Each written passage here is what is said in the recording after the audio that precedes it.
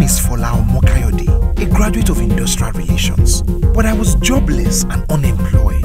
Hence, I pursued the golden fleece abroad. It was fruitless, however. I shed my self-pride and enrolled into Lagos State Empowerment Scheme to learn fashion designing. It was so professionally organized. I had to bring my wife into the course and we graduated together. Today, the family is well accommodated and the children receive proper education. We ride in our car every day to our workshop where we can hardly cope with the demand from our clients. The family is even blessed with a new baby.